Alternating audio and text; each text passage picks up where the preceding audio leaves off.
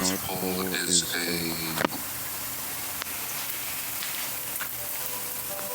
Some things that I want to talk about today are the North Pole, Mount Meru, and the Black Sun, perhaps the projector for the sun and the moon. We're told the North Pole is a landmass with 4 rivers. 2 of the rivers flow inward, and 2 of the rivers flow outward. It was said that ships would get sucked in. Eventually this landmass disappears slowly. You can see this in map making. And a little island not far called Friesland, depicted in Mercator's maps, also disappears. I think this goes back to the plasma sun we discussed in my last video, plasma balls arcing along the wire. But in this case, the wire may lead to the North Pole. And this is where our research, especially dealing with boots on the ground, has limitations. Somehow we need to get to the north, and we need to get to the south. Oftentimes heavily restricted, but anyway, I think this is the center of the realm, and perhaps the answer to a lot of our questions. I think the great floods, canyons, and the leftover grids we often explore are all signs left for us. In my last video, I discussed mosques being both demolished and refaced to look Chinese in China, the covering up of history. And I discovered a whole bunch of other examples of this, but I also received a comment stating you wouldn't see any demolished synagogues in China. And I had a little look, and sure enough, many synagogues have been destroyed, not only in China, but in Germany.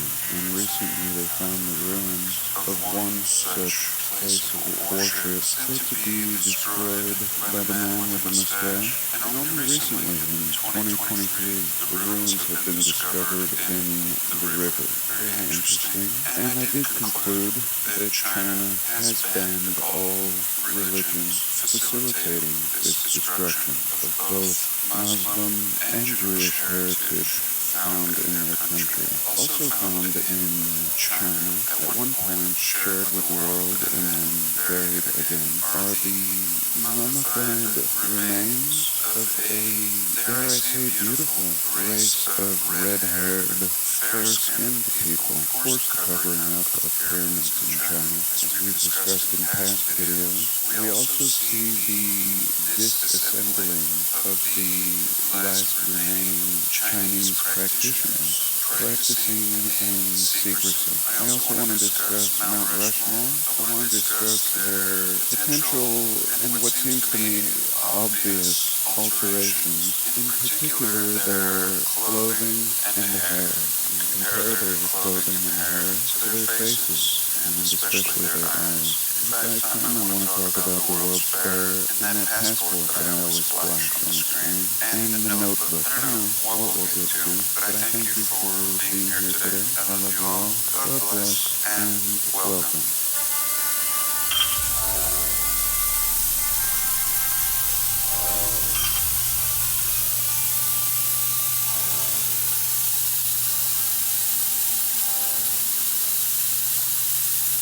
So I don't plan any of these videos. I just rely on inspiration and hope this shows up. Here I'm watching a Jared Boosters video that Larry Champion suggested I watch. I thought I watched it, give him a thumbs up there.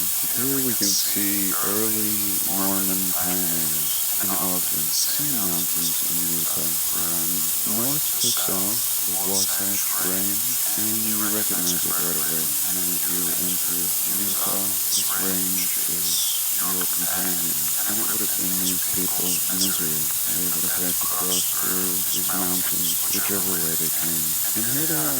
This is a sorry scene. Honestly, I question a lot of these photos. I think they may be staged and be a much later date. I mean, look how clean these wagons are. They just did some fresh laundry and I have to do that again. I can just talk about it.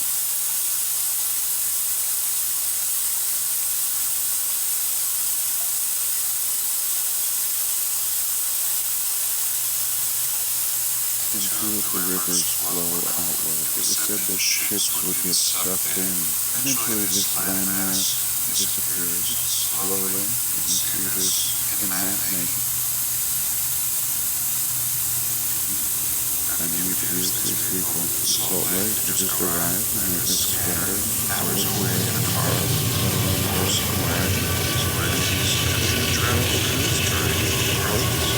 It's ridiculous, especially this man who's a group of early Mormons leading an eclectic group. It doesn't make much sense. This tent seems a little more weathered. Not sure why they have a safe out here.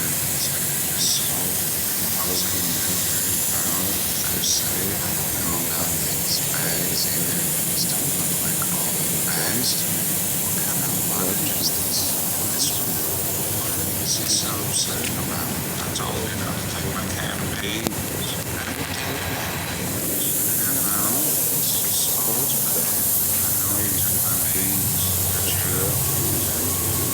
Well, cut you didn't take the damn beans.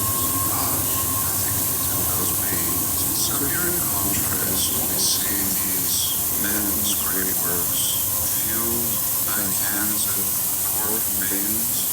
All of it turns out to be finite, and it's not interesting enough. I mean, the worst thing is to live out how you thought it was going to be. I mean, you look at your life, and the exciting part is that it's always slightly different, it always stretches, it's always better, because it's more than you imagined it would be, even at your best imagination. Fantasy isn't nearly as great as what is. I used to read fantasy. I used to read science fiction and Le Carre and all those kind of things. I mean, I used to read like I was addicted to them.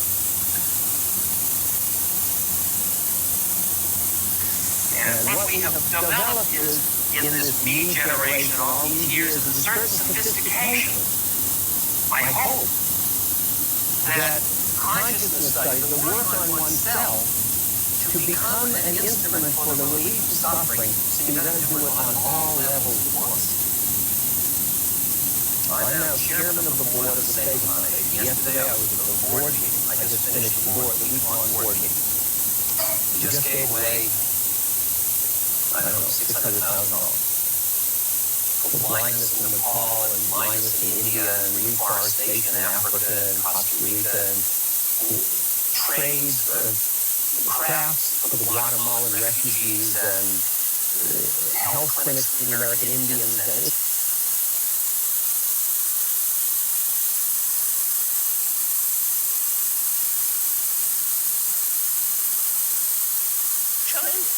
the teacher is really interested in you.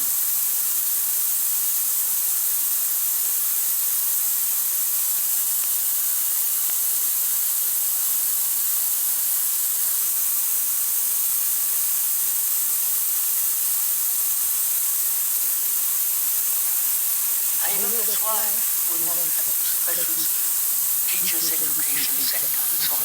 No, I'm not going to do that. We're going to do it.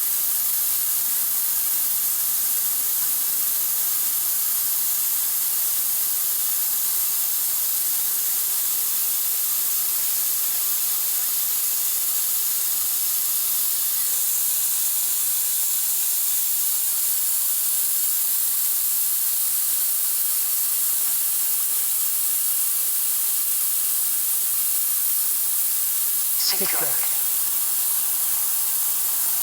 That thought, please follow this, that thought which has created all these beliefs, dogmas, experiences, divisions, can thought give security? You understand my question?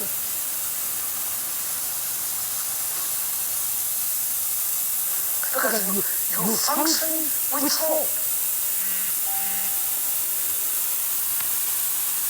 All your activities based on thought. Horizontal or vertical.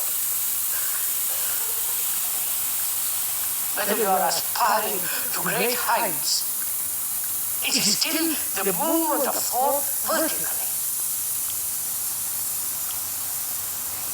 or if you are merely satisfied to bring about a social revolution and so on, so on, so on, you are still the movement, horizontal movement of thought. Right? So, does thought fundamentally, basically give security psychologically? You getting my point?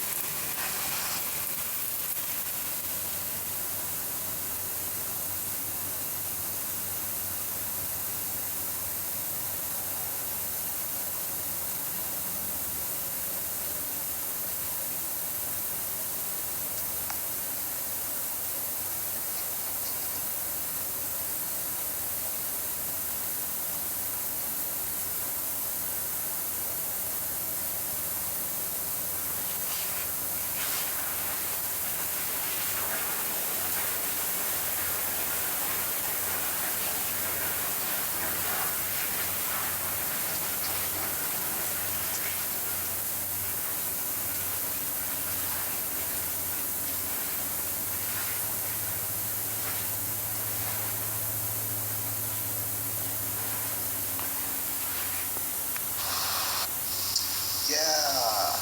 Funny story is, if you're gonna sleep in a baseball dugout, you gotta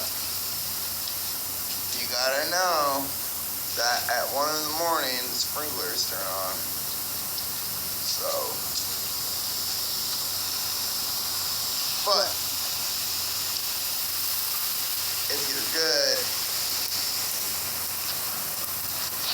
ow. Second time I did that. You'll know that it's a great time to do laundry. It's only 1:32 in the morning, you know. Hang it up, put it up, catch a nap, take it down, dry it off. It's only 1:32 in the morning, you know.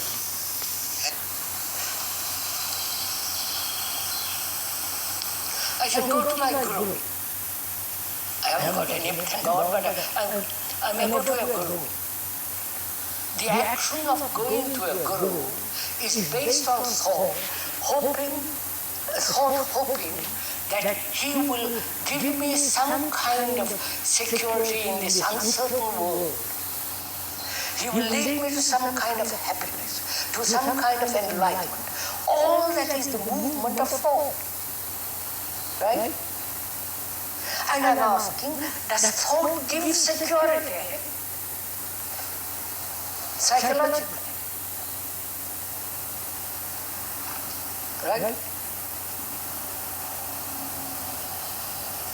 And yet, thought has its place.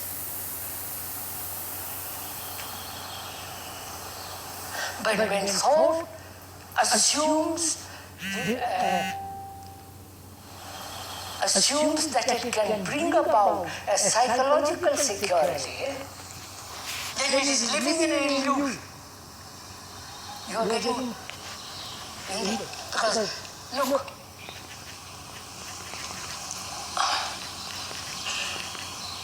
if you believe in Jesus and all the rest of it, it is the movement of thought, isn't it? And thought can create every kind of romantic illusion. Right? And when the mind psychologically seeks in the dogma of the church or non-church, whatever it is, it is the structure of thought. And thought is essentially God.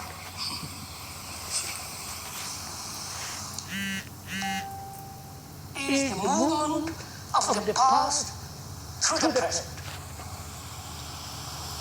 And then modify. Please go into it, you will see. Thought is the response of memory. Right? Memory is the result of experience, stored up as knowledge, which is all the past. Right? No? Somebody contradict me, for God's sake. Welcome to YouTube XV1. Up for critical review is a clip from David Icke discussing the Archons. Please like and subscribe. Thank you. Damn it, they stuffed in that portal.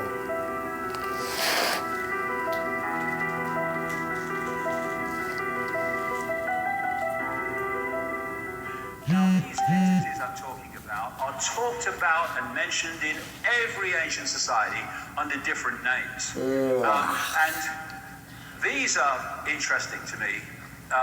This is what they're called by some Central American shaman, the Flyers, just a name.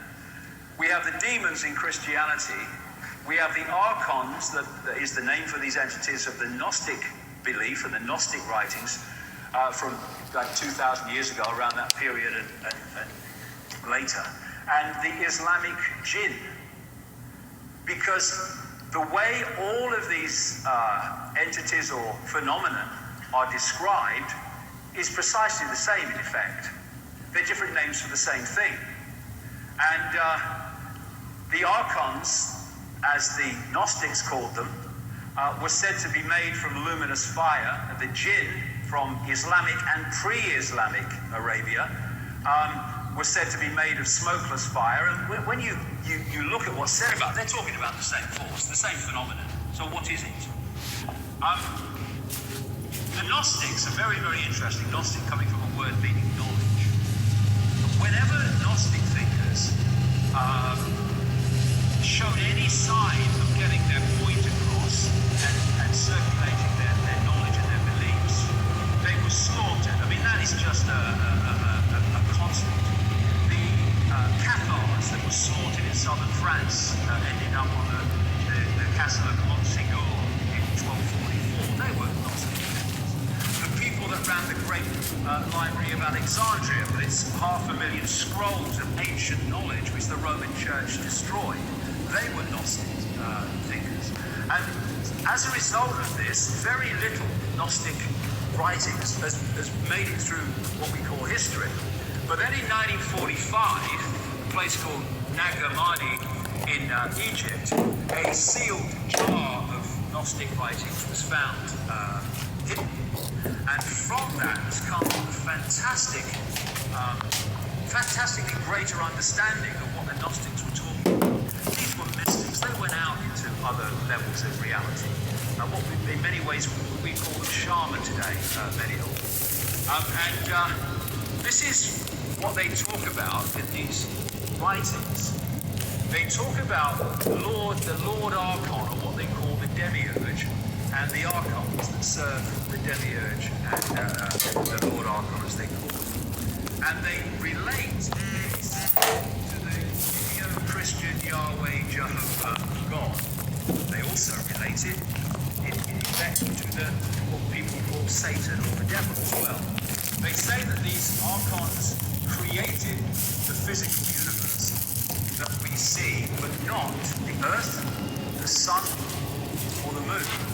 And it's interesting that those three bodies have tremendous connections, geometrically and mathematically, which none of the other planets do. Anyway, Archon means prince, ruler, authorities, and it has the connotation also of being from the beginning, because the Gnostics said that actually from the beginning of this solar system that we see and experience, they have been here because they were actually the creators of all it, apart from those bodies I'm talking about.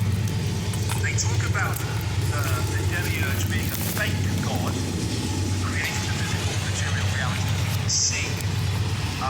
And they talk about these entities being inorganic, like cyborgs, like robotic.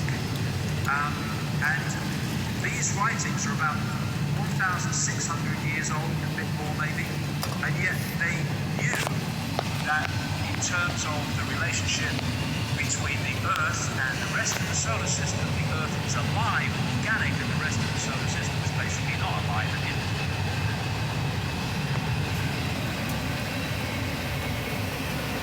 Well, I'm not in that dang hole anymore. I probably should just kick it outside over here. There's a batting cage right here.